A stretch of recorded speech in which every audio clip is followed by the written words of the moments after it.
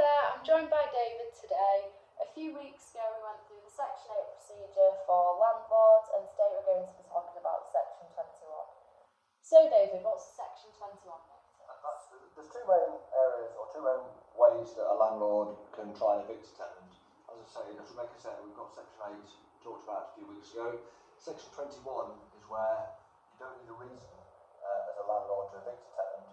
You have to give the appropriate amount of notice, which is 2 months, and you cannot give the notice less than 2 months before the end of the tenancy, or if the tenancy is running over from the original period.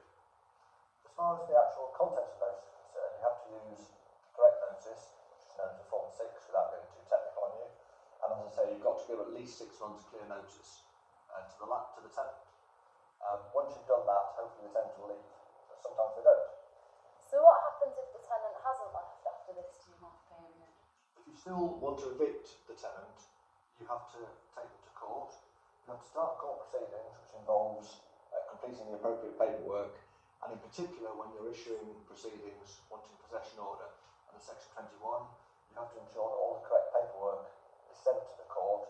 For example, the tenancy agreement, Section 21 notice, proof that you've served the Section 21 notice on the tenant, and also the documentation as required by the relevant regulations.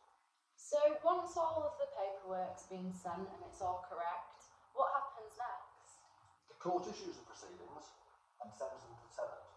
And as in all of these types of cases, in fact in most court proceedings, the court has to give the tenant at least 14 days before taking any further action.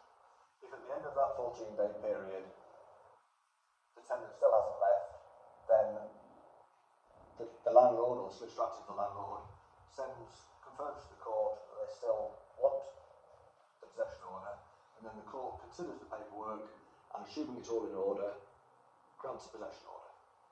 So would I as a landlord have to go to court? No. One of the advantages of the Section 21 procedure, although you have to wait the first 2 months for that notice period and the Section 21 notice, is that there is no court hearing. If the paperwork's all in order, the court grants the possession order. They have no discretion over that. And so what's the timescale for this process? If you start right at the beginning, you've got the 2 months notice to start with, and then assuming that the possession proceedings are started, let's say within a week of that, it varies from court to court, but where we're producing this blog, the local court in Barnsley would take probably a week to issue the proceedings, and then maybe you've got a 2-week period where the court has to wait for the tenant to see if they want to respond, and then probably another 2 weeks from then. However, I must admit, Barnsley is one of the quicker courts. Other courts may be slightly slower than that.